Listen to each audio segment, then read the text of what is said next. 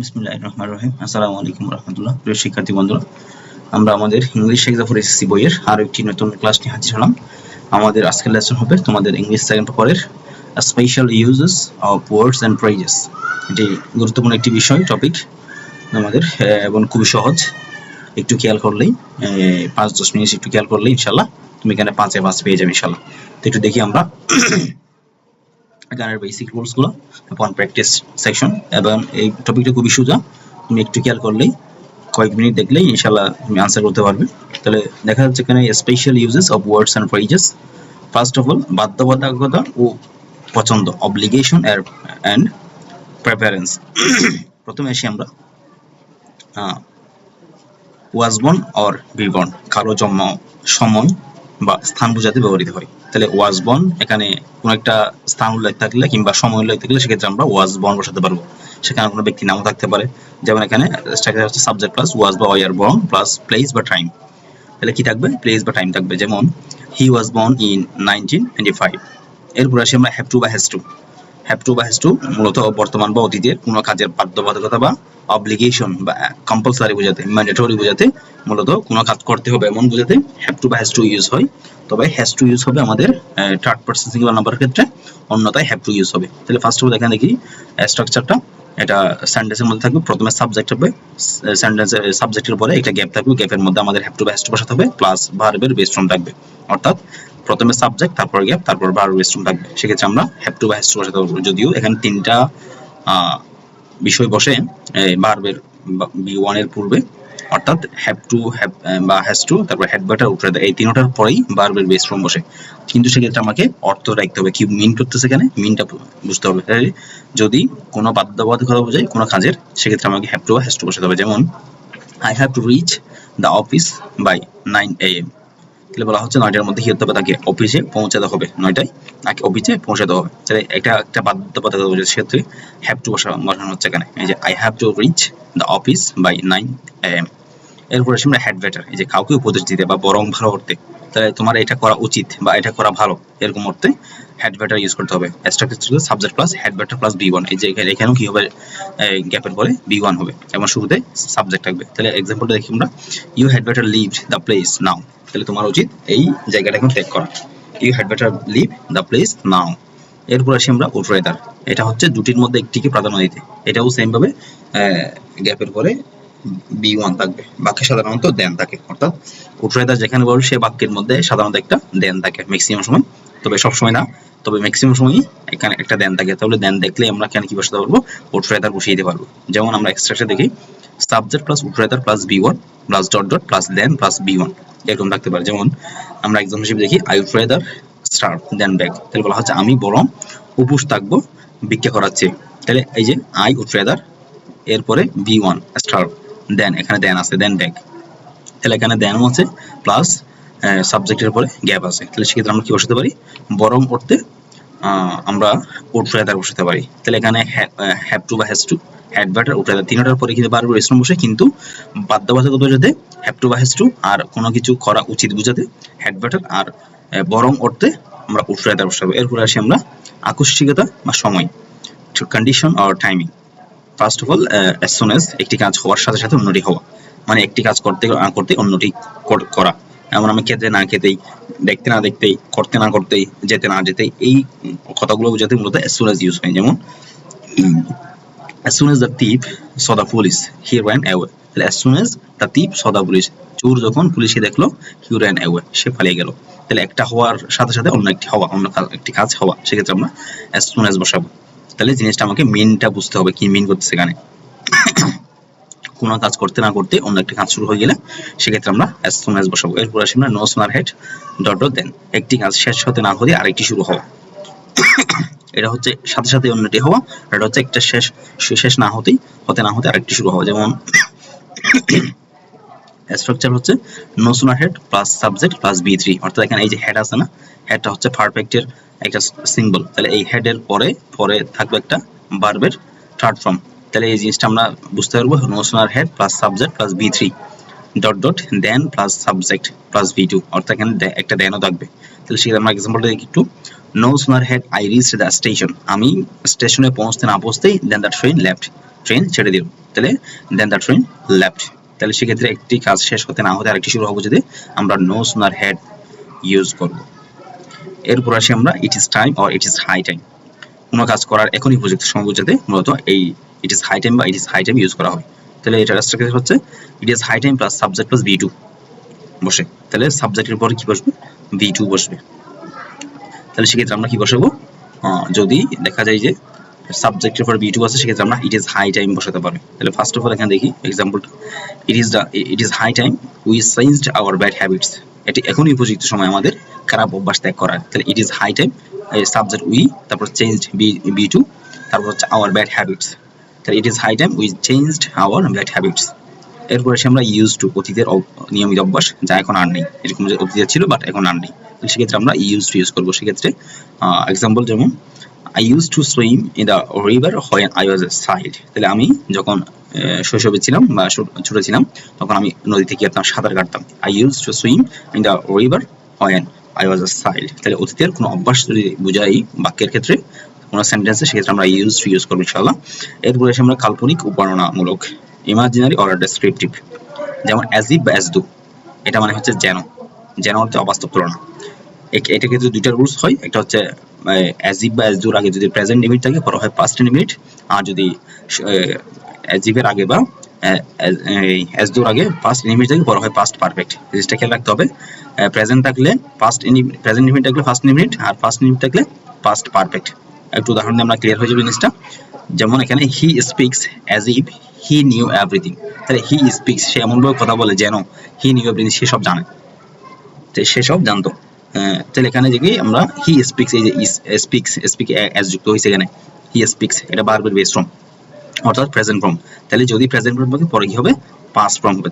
যেমন he knew, no এর past form new, তাহলে হি নিউ এভরিথিং। তাহলে এই নিউটা ইউজ হচ্ছে কারণ কি ফার্স্টে কি ছিল প্রেজেন্ট ইনডিফিনিট ছিল। তাহলে ইজিবের আগে যদি পাস্ট প্রেজেন্ট ইনডিফিনিট থাকে পরে হবে পাস্ট ইনডিফিনিট, আর শুরুতে যদি ফার্স্ট ইনডিফিনিট থাকে পরে হবে পাস্ট পারফেক্ট। যেমন এই যে he spoke as if he had known everything, যেমন স্পোক, স্পিকের ফার্স্ট ফর্ম হচ্ছে স্পোক, তাহলে স্পিক এটা ফার্স্ট ফর্ম, সেহেতু কি হবে অ্যাজ ইফের পরে পাস্ট পারফেক্ট হবে। যেমন if as if he had known everything, তাহলে হ্যাড প্লাস ভার্বের থার্ড ফর্ম হচ্ছে পারফেক্টের রুলস। তাহলে he spoke as if he had known everything. তো এরপর রুলস দেখি আমরা, হোয়াটস ইট লাইক, কোনো কিছুর অভিজ্ঞতা বা অনুভূতি জানতে। এরপর সাধারণত বি প্লাস ভার্ব সাথে আইএনজি থাকে, আইএনজি বসে। তাহলে হোয়াটস ইট লাইক যেখানে বসবে সেখানে পরে একটা কি থাকবে গ্যাপের পরে ভার্ব সাথে আইএনজি থাকবে। যেমন what's like swimming in the sea, what's like swimming in the sea, এই সমুদ্রে সাঁতার কাটলে কেমন হয়, এই যে কোনো কিছুর অভিজ্ঞতা বা অনুভূতি জানাতে এখানে হোয়াটস ইট লাইক ইউজ হয়, এবং পরে একটা কি থাকবে ভার্ব সাথে আইএনজি থাকবে এবং লাস্টে কোয়েশ্চেন মার্ক থাকবে। এই জিনিসটা খেয়াল রাখতে হবে।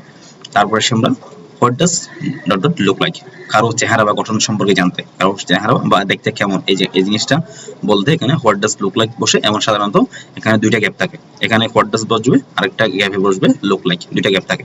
যেমন what does an albatross look like, albatross দেখতে কেমন, what does an albatross look like. এরপর আসি আমরা লেট অ্যালোন, লেট অ্যালোন মানে সহজ কাজের তুলনায় কঠিন কিছুকে বা ভাবাই যায় না অর্থে, যেমন তো দূরের কথা অর্থে বা ভাবাই যায় না অর্থে, অর্থাৎ ছোট কাজের সাথে বা বড় কাজের, ছোট কাজের সাথে বড় কাজের তুলনা বোঝাতে। যেমন সে সাইকেলে চালাতে জানে না, কার তো দূরের কথা, সে বাটন ফোনে চালাতে জানে না, স্মার্টফোন তো দূরের কথা, সে আমরা বলতে পারি সে ছোটখাটো সে হাঁটতে পারে না, দৌড়াতে দূরের কথা। এই কাজের ক্ষেত্রে আমরা কি ইউজ করবো লেট অ্যালোন। যেমন এখানে একটু দেখি, হি ক্যানট বাই আ বাইসাইকেল, সে একটি বাইসাইকেল কিনতে পারে না। লেট অ্যালোন নাই কার, একটা কার তো দূরের কথা, এই যে তো দূরের কথা বুঝতে, এবং একটা বড় বিষয় একটা ছোট বিষয়, যেমন এক কার এটা একটা বড় বিষয় আর তার তুলনায় বাইসাইকেল একটা ছোট বিষয়, এরকম দুটো কাজের মধ্যে তুলনা বোঝাতে সাধারণত লেট অ্যালোন ইউজ হয়। তো সে বাইসাইকেল কিনতে পারে না, একটা কার তো দূরের কথা। এরপর এসে আমরা সতর্কতা ও শর্ত বোঝাতে ওয়ার্নিং এন্ড কন্ডিশন, লেস্ট পাঁচে বয় হয়ে যায়, পাঁচে বা নইলে বোঝাতে লেস্ট ইউজ হয়। পরবর্তী অংশে শুড বা মাইট প্লাস বা বি1 থাকে। যেমন ওয়াক ফাস্ট দ্রুত হাঁটো, লেস্ট নইলে you should miss the train, তুমি ট্রেন মিস করবে। তাহলে লেস্ট এর পরে সাবজেক্ট প্লাস শুড প্লাস ভার্বের বেস ফর্ম থাকবে। তাহলে আমরা এটা দেখলেই লেস্ট ইউজ করতে পারবো। এবং পাঁচে বয় হয়ে যায় বা নইলে অর্থে সাধারণত ওয়াক ফাস্ট দ্রুত হাঁটো, নইলে লেস্ট নইলে you should miss the train, তুমি ট্রেন মিস করবে। এরপরে আসে আমরা হোয়াট ইফ, কোনো কাল্পনিক বিপদ বা পরিস্থিতির আশঙ্কায়। এখানে সাধারণত একদম লাস্টে গিয়ে একটা কোয়েশ্চেন মার্ক থাকে। যেমন এখানে দেখি what if it rains during the picnic, what if it rains during the, যদি কি হতো যদি পিকনিকের সময় এই বৃষ্টিটা হতো, তাহলে কোনো কাল্পনিক বিপদ পরিস্থিতি আশঙ্কা করলে হোয়াট ইফ ইউজ হয় এবং লাস্টে একটা কোয়েশ্চেন মার্ক থাকে। এই জিনিসটা একটু খেয়াল রাখতে হবে। কোয়েশ্চেন মার্ক থাকলেই আমরা এখানে কি বসাতে হবে, কাল্পনিক কোনো পরিস্থিতি বা বিপদের আশঙ্কা বোঝাতে হোয়াট ইফ আমরা ইউজ করব। এরপর আমরা আনলেস, যদি না অর্থে শর্তমূলক নেতিবাচক বাক্য, যেমন you will fail unless you study hard, তুমি ফেল করবে আনলেস, যদি না ইউ স্টাডি হার্ড, তুমি কি না করো, কঠোর পড়াশোনা না করো বা ভালোভাবে পড়াশোনা করো, সেক্ষেত্রে তুমি কি করবে, ফেল করবে। তাহলে যদি না অর্থে আমরা আনলেস ইউজ করব। এরপরে আমরা ইন কেস বা প্রোভাইডেড, যদি বা এই আশঙ্কায় শর্ত থাকা। এরপরে যেমন দেখি আমরা in case take an umbrella in case it rains, তাহলে যদি বা টেক অ্যান আমব্রেলা, এটা ছাতা নাও, ইন কেস যদি ইট রেইনস, যদি বৃষ্টি হয়। তারপর হচ্ছে আই উইল হেল্প ইউ, আমি তোমাকে সাহায্য করো, provided that you follow my advice, যদি তুমি কি করো, আমার অ্যাডভাইস ফলো করো সেক্ষেত্রে। এরপরে আমরা বাক্য শুরু করা বিশেষ শব্দ ইন্ট্রোডাক্টরি ওয়ার্ড বলা হয়, দুইটা সাধারণত দেয়ার, ইট এবং দেয়ার। যেমন দেয়ার হচ্ছে ইন্ট্রোডাক্টরি, কোনো জায়গায় কিছু থাকা বা না থাকা বোঝাতে, কোনো জায়গায় কোনো কিছু থাকা বা না থাকা বোঝাতে। যেমন দেয়ার আর 60 স্টুডেন্টস ইন আওয়ার ক্লাস, তাহলে আমাদের ক্লাসরুমে বা আমাদের ক্লাসে 60 জন স্টুডেন্ট আছে, তাহলে সেখানে কোনো কিছু থাকা বা না থাকা বোঝাতে দেয়ার ইউজ হয় সাধারণত। দেয়ার আর 60 স্টুডেন্টস ইন আওয়ার ক্লাস, এবং এই দেয়ারটা ইউজ হবে সবসময় সেন্টেন্সের শুরুতে। ইন্ট্রোডাক্টরি বলা হয়, এটাকে প্রারম্ভিক ওয়ার্ড, ইন্ট্রোডাক্টরি ওয়ার্ড, এবং এটা কি কখন ইউজ হবে, সবসময় সাধারণত সেন্টেন্সের শুরুতে ইউজ হবে। এরপর আরেকটা হচ্ছে ইট, এটাও ইন্ট্রোডাক্টরি, সময়, আবহাওয়া বা দূরত্ব বোঝাতে। যেমন it is 10 o'clock now, it is 10 o'clock নাও, তাহলে এটা কোনো কিছু থাকা, কোনো জায়গায় কোনো কিছু থাকা বা এক্সিস্ট বোঝাতে দেয়ার, আর এটা কোনো সময়, আবহাওয়া বা দূরত্ব বোঝাতে আমরা সাধারণত ইট ইউজ করব।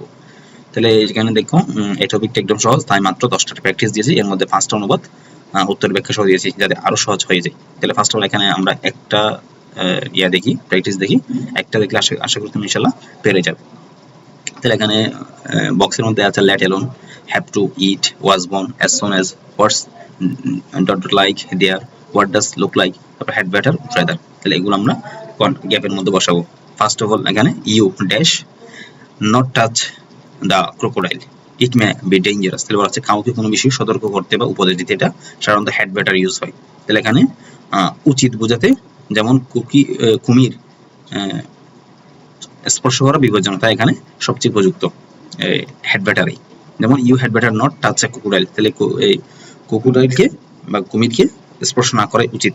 ইট মে বি ডেঞ্জার, এটা ডেঞ্জারাস হতে পারে, তাহলে এখানে কোনো কিছু করা উচিত বোঝাচ্ছে, সেজন্য এখানে কি বসাবো আমরা, হ্যাড বেটার বসাবো।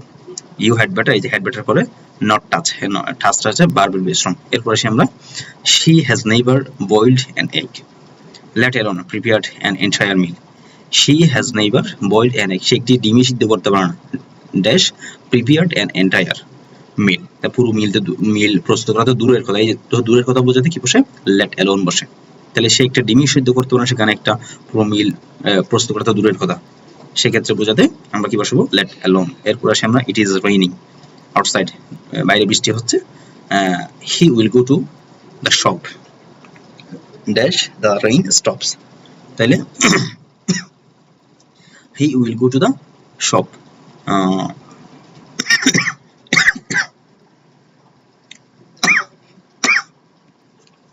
তাহলে বলা হচ্ছে এখানে দ্য রেইন স্টপস, তাহলে বৃষ্টি থামা মাত্রই বা থামতে না থামতে তাকে বাইরে যেতে বলা হচ্ছে, তাহলে as soon as বসবে এখানে। তাহলে কোনো কিছু যত দ্রুত সম্ভব বোঝাতে আমরা বা হওয়া মাত্র বোঝাতে এখানে কি বসাবো, as soon as বসাবো। যেমন এখানে as soon as অর্থ যত দ্রুত সম্ভব বা হওয়া মাত্রই, বৃষ্টি থামা মাত্রই সেতু করা যাবে, তাই এখানে সময়ের সংযোগ বোঝাতে এটি ব্যবহৃত হয়েছে বা as soon as ব্যবহৃত হয়েছে। এরপরে এসে আমরা I don't need a lift, আমার লিফটের প্রয়োজন নেই, আই ড্যাশ ওয়াক, বলা হচ্ছে আমি আমার লিফটের প্রয়োজন নেই, আমি বরং হেঁটে উঠবো, তাহলে আই উড রাদার ওয়াক, বা আমি হেঁটে যাব, আই উড রাদার, এবং বরং আমি হাঁটবো, তাহলে বরং বোঝাতে এখানে উড রাদার বসানো হচ্ছে। তাহলে যখন দুটি কাজের মধ্যে একটিকে পছন্দ করা বোঝায় তখন উড রাদার ব্যবহার হয়। এখানে লিফটে যাওয়ার চেয়ে হেঁটে বা হাঁটা পছন্দ করা বোঝাচ্ছে, এই জন্য এখানে উড রাদার। এরপরে আমরা they dash solve this problems soon or the project will fail, বলা হচ্ছে কোনো কাজ করা বাধ্যবাধকতা বোঝাতে এখানে কি বসে, হ্যাভ টু বসে, তাহলে এখানে প্রজেক্ট বাঁচাতে হলে তাকে অবশ্যই যেতে হবে এই প্রবলেমগুলো সলভ করতে হবে। তাহলে they have to solve this problem, তাহলে প্রবলেমগুলো সলভ করতে হবে soon, or the project will fail, নইলে কি হবে, ফেল করবে। এরপর আসি আমরা the house was dirty, it was dash was John who cleaned the house, এখানে জনকে জোর দিয়ে বোঝাতে ইন্ট্রোডাক্টরি ইট ব্যবহার করা হয়েছে। এটি এজন্যই ছিল যে বাড়িটি পরিষ্কার করেছিল। দিস হাউস ওয়াজ ডার্টি, এটা পরিষ্কার ছিল। ইট ওয়াজ John who cleaned the house, যে পরিষ্কার করেছে সে কে, জন। এরপর আসি আমরা ড্যাশ গোজ এ প্রভাব that morning shows the day, তাহলে কোনো প্রচলিত কথা বা প্রবাদ শুরু করার সময় দেয়ার গোজ এ প্রভাব, এই সাধারণত এই কথাটা ইউজ হয়। এক্ষেত্রে আমরা কি ইন্ট্রোডাক্টরি হিসেবে দেয়ার ইউজ করতে পারি, তাহলে দেয়ার গোজ এ প্রভাব। এরপর আসি আমরা an alligator, I have never seen ইট, আমি কোনো কিছু দেখতে কেমন বা শারীরিক গঠন চেহারা জানতে হলে what does look like use হয়, সেক্ষেত্রে এখানে কি ইউজ হচ্ছে, what does look like an alligator look like, দেখতে কেমন বোঝাতে। এরপর আসি আমরা he dash German parents, in fact he lived most of his life abroad, হচ্ছে কারো জন্মগ্রহণ করা বোঝাতে আমরা ওয়াজ বর্ন ইউজ করি। যেমন he was born of German parents, সে জন্মগ্রহণ করে জার্মান প্যারেন্টসের কাছে। In fact he lived most of his life abroad. এরপর আমরা what's dash dash the journey dash it was very enjoyable to me, তাহলে কোনো কিছুর অভিজ্ঞতা কেমন ছিল বা কোনো কিছু কেমন দেখতে কেমন অবস্থা জানতে সাধারণত হোয়াটস লাইক, আর হোয়াট ডাজ লুক লাইক কোনো কিছু দেখতে কেমন শারীরিক আকৃতি বা গঠন বোঝাতে, সেক্ষেত্রে হোয়াট ডাজ লুক লাইক ব্যবহৃত হয়। আর হোয়াটস লাইক হচ্ছে কোনো কিছুর অভিজ্ঞতা বা কোনো কিছু দেখতে অবস্থা কেমন, সেক্ষেত্রে আমরা হোয়াটস লাইক ইউজ করবো। তাহলে সেক্ষেত্রে আমরা দেখতে পাচ্ছি কেন what's the journey like, it was very enjoyable to me, তাহলে আমরা এটা ইউজ করতে পারি। তো আশা করি তোমরা বুঝতে পেরেছো। আরও একটা প্র্যাকটিস দেওয়া আছে, তোমরা আর এই ক্লাসটা যদি একবার না বুঝো আরেকবার করলে ইনশাল্লাহ একেবারে কমপ্লিট হয়ে যাবে, ক্লিয়ার হয়ে যাবে বিষয়টা। তুমি যে কোনো কোয়েশ্চেন আনসার ইজিলি করতে পারবে, মাসে মাস পেয়ে যাবে এই একটা ক্লাস করে ইনশাল্লাহ। তো ভালো থাকো, সুস্থ থাকো, ইনশাল্লাহ নেক্সট ক্লাস দেখা হচ্ছে। আল্লাহ হাফেজ।